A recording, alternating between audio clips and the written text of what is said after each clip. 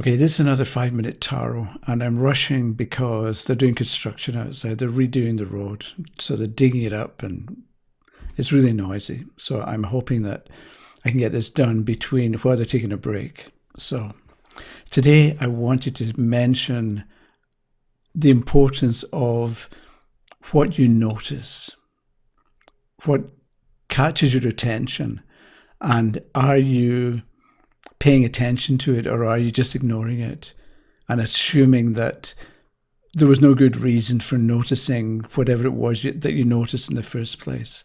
Or are you following through and ideally learning something from whatever it is that you happen to learn? So if I could take you back to 1972,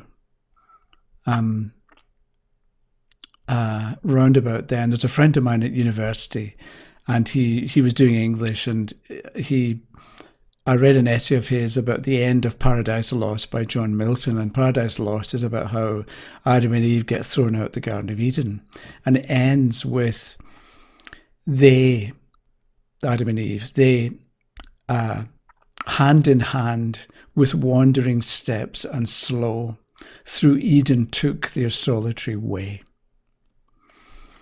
So Milton could have written, through Eden went their solitary way, or through Eden made their solitary way, and it would still have given us the same idea that they're on their way through Eden.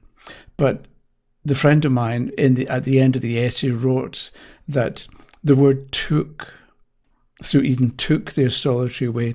The word took was brilliant for its association with the idea of acceptance from God of a gift of new freedom.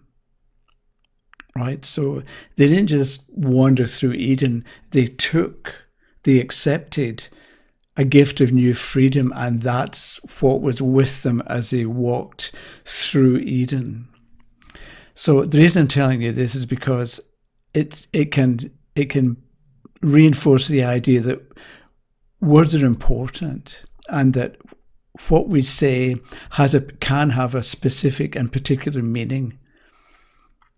So are we paying attention to what we say in a reading? Are we just rambling on and not caring that much about the precision with which we speak? Or are we just passing on platitudes and cliches that we've heard 100 times before?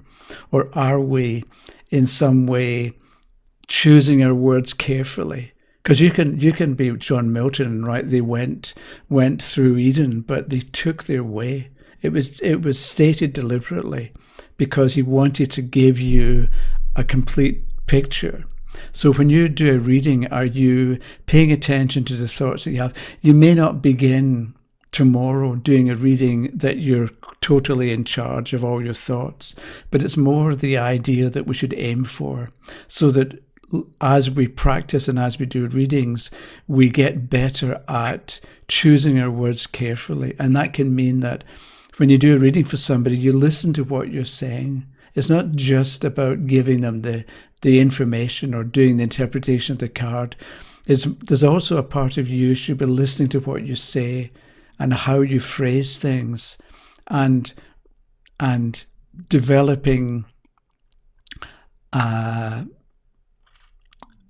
the idea that we should be presenting a clear picture, so that what we say can only be understood one way. It's not vague, and it can't be taken more than one way.